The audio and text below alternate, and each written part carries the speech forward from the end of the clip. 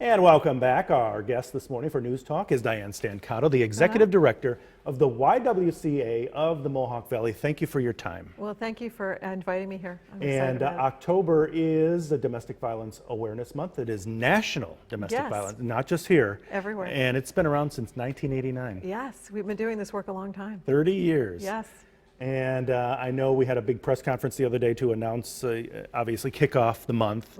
Also to announce some grant money, which we will get to in a minute. But first, you're urging people to wear purple, right? Yes, well, purple is the color of domestic violence awareness. So similar to breast cancer, pink, same month we share with our sisters. We're all about purple. So thank you for wearing a purple tie today. That's for sure. I'm happy to see that. And before we get into the grant money and all that, some tips for men or even women who are in what they think is an abusive relationship. Sure. Can you tell them the first thing to do if they haven't done anything so far? Okay, so first it's to recognize that you actually are in an abusive relationship. So certainly if there's physical violence, you know. But there's also verbal abuse, which can be very damaging to someone. In particular, we're talking about women in this conversation. There is violence against men as well, but primarily we see women. It's verbal abuse, financial abuse, so controlling all of the money. That's another situation, controlling where you go, who you talk to. Yeah, we saw that on Dateline last night. There was a case. Yes, alienating you from your family is a big one, your support systems. So you feel isolated and all alone. If you're feeling like that, and it's because someone is treating you that way, you're in a relationship that you might need some help. And we have a 24-hour hotline that you can call and talk to an advocate. So the advocate's first going to ask you, are you safe? Are you in a safe place? Because we see a lot of physical violence. And then, and we also see all of this escalate often. It might start out verbally, it might start out with financial abuse, it might isolate you, and then the hitting starts. So it does progress. We see that. We see the power and control wheel. There's a lot that we could talk about that sometimes. So call the hotline, because the advocate is going to do a safety plan, make sure you're safe, talk to you about warning signs, and give you tools and tips, which would be come for help, come for therapy, come for support group, and we're going to try to help you get out of that relationship or seek some type of counseling. And do you find that victims out there are hesitant to even go to family members because they don't want that family member to maybe approach their significant other? Yes, that can be very, very dangerous. So absolutely, and again, they've been conditioned to believe that it's their fault. So often you don't want to admit you made a mistake, you're embarrassed, you don't want people to know. It's nothing to be ashamed of, you're a victim. So talk to your family, talk to someone so that you can get some support. And what's that call like if they do make that call? It's supportive, we believe you. It's a really, I think that you'll feel much better if you make the call. And you know there are people out there who are in an abusive relationship right now who are hesitant to make that call. What do you say to get them to pick up that phone when that other person is not around? It just takes a moment. Just dial in. We're there 24 hours a day. It doesn't matter what time of the day. And once you start to talk, oftentimes you'll find that just all flows out. And if you're not comfortable and you say, you know what, I don't want to do this, then call again. Call again. You can call as many times as it takes. And we can have an advocate come and talk with you in person too. So we are here for you if you need our help.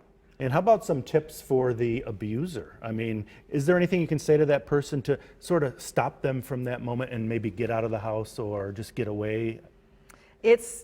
Every situation is different, and certainly if you're in a physically abusive situation, you need to call 911 because those situations can escalate very quickly. And to an abuser, we would say certainly you need help, or you need counseling, and you need to reset your psyche about what healthy relationships really are. So that's what I would say to them. But in that moment, is there anything you can tell them to make them think, hold on, I need to get out before I do something? Stop, think about what you're doing, because you love this person, right? So there's so much tied up in domestic violence. It's love, it's hate, it's fear.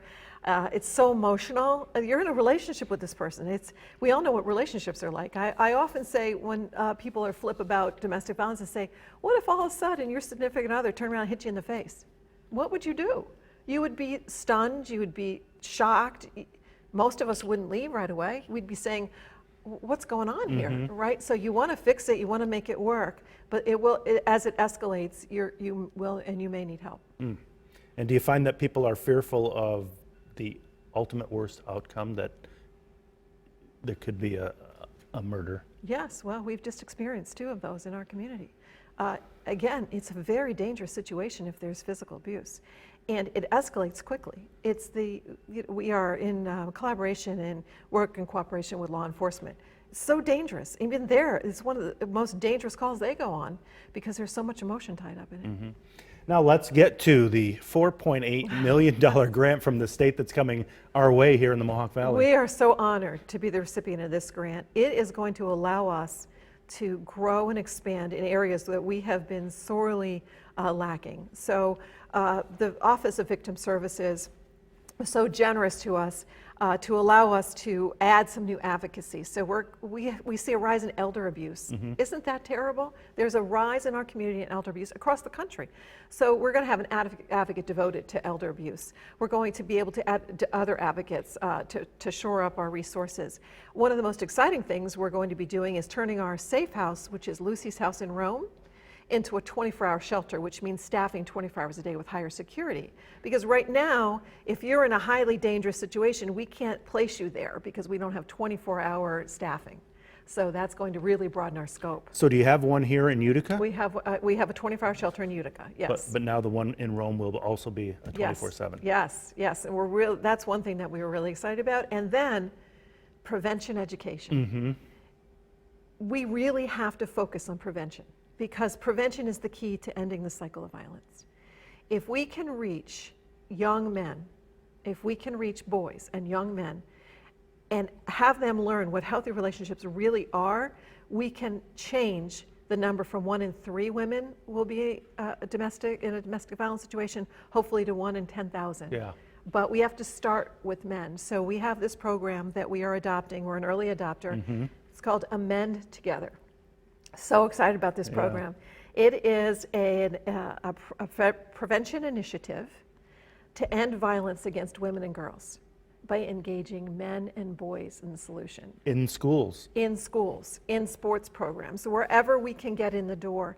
It's a national signature program from the YWCA. YWCA Nashville created it, and the national organization endorsed it. It is fantastic. We have heard from Nashville that there are 500 boys they're working with. And those young men, I went to a conference and heard them speak about the difference this is making in their lives. They had no idea how they were treating women and that it was not okay. And even just so much as catcalling and things like that, or body shaming and all of those kinds of things, the reality check that they got was like, whoa, this is how we're making them feel. So excited to partner in this. We have a lot of partners in this, and we'll be seeking ambassadors, mostly men, because I believe, and we know, that 98% of men are great men. They're great fathers and husbands and teachers and et cetera, et cetera. We have to engage them in the conversation to say, we need your help. Yeah. Like, we as women can't do this. The answer and the solution to ending violence against women rests with men.